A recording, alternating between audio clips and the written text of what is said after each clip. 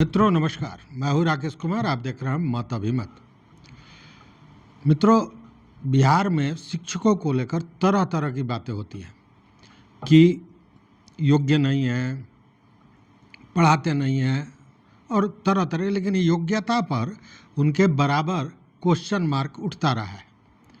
लेकिन बिहार के शिक्षक इतने योग्य हैं कि किसी भी विपरीत परिस्थिति में वो उसका हल निकाल लेते हैं।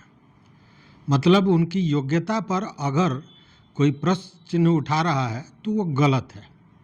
अब वो न पढ़ावें न जाएं स्कूल में, ये अलग बात है, लेकिन योग्यता में कमी नहीं है। और इसको प्रमाणित किया है मुंगेर के एक शिक्षक ने। ये मामला ऐसा है कि यह जब मामला उजागर हुआ है तो चारों तरफ इस शिक्षक की चर्चा हो रही है। कारण भी है।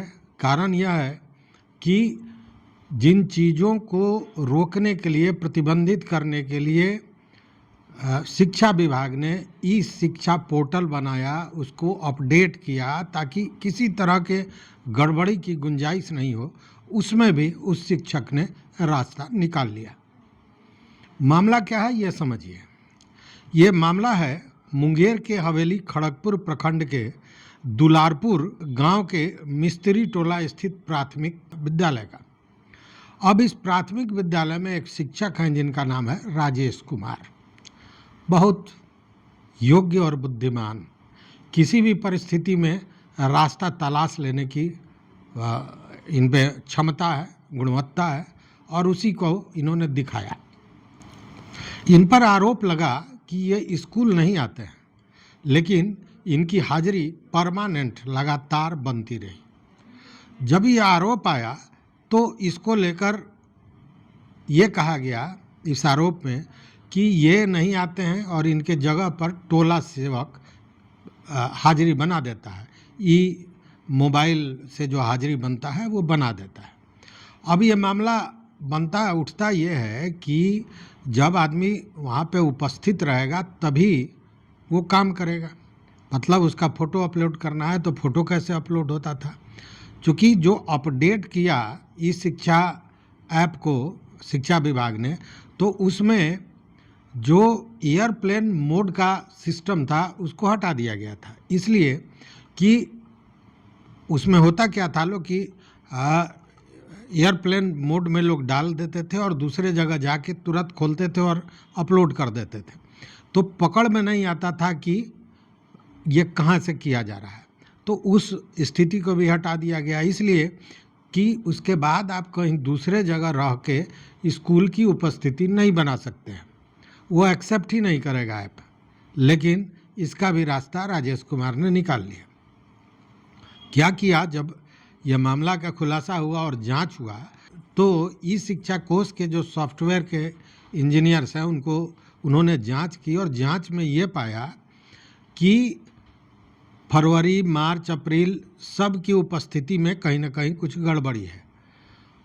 जो गहन जांच की गई तो पता ये चला कि ये महोदय क्या किए थे कि अपना एक पासपोर्ट साइज का फ़ोटो स्कूल में रखे हुए थे।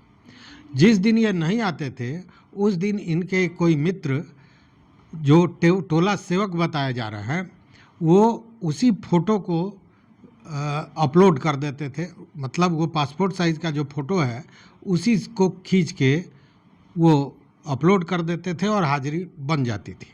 ये लगातार चल रहा था। लेकिन स्वाभाविक है कि एक आदमी नहीं आ रहा है और उसकी हाजिरी बन रही है, तो अन्य शिक्षकों ने भी देखा, ये मामला सामने आया, उन पर आरोप लगा और जब जांच हुई तो ये सारे मामले सामने आया।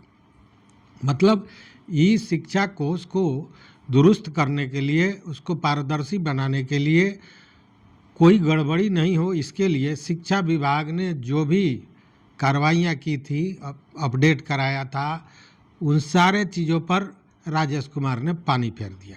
मतलब कितने जीनियस हैं इसका अंदाज कीजिए। और तब वैसे में अगर शिक्षक के योग्यता पर, उनकी कर्मठता पर किसी तरह का क्वेश्चन मार्क लग रहा है तो गलत है, क्योंकि हर स्थिति में, हर परिस्थिति में वो रास्ता निकाल लेने को सक्षम है।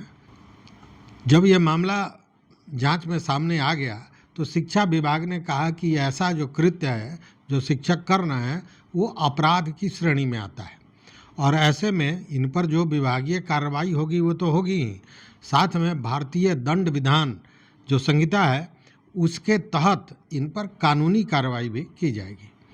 अब एक जगह से मामला उठा है तो स्वाभाविक है कि हर जगह जाएगी, बात निकलेगी तो दूर तलक जाएगी। अब शिक्षा विभाग ने बिहार के सभी डीओ को कहा है कि जो ई मोबाइल उपस्थिति बन रहा है इसकी गहन जांच की जाए कि कहाँ कहाँ इस तरह की गड़बड़ी है। मतलब कि अब सारे लोगों की उपस्थिति पर पैनी नज़र विभाग की होगी। डीओ को बजाबते जांच दिया गया है, कहा गया है कि इस पर पूरी तरह नज़र रखें। तो ऐसे भी शिक्षक हैं जो एक नज़ीर पेश करते हैं। देखिए योग्यता है, अब अच्छे दिशा में नहीं करके खराब दिशा में करें ये दूसरी बात है, लेकिन योग्यता पर आप प्रश्न चिन्ह नहीं लगा सकते हैं। तो इस वीडियो में मैं बस इतना ही। देखते रहिए मत अभिमत। मित्रों चैनल पर नए हो तो सब्सक्राइब कीजिए, लाइक कीजिए, दोस्तों के साथ शेयर कीजिए और अपना विचार जरूर दीजिए।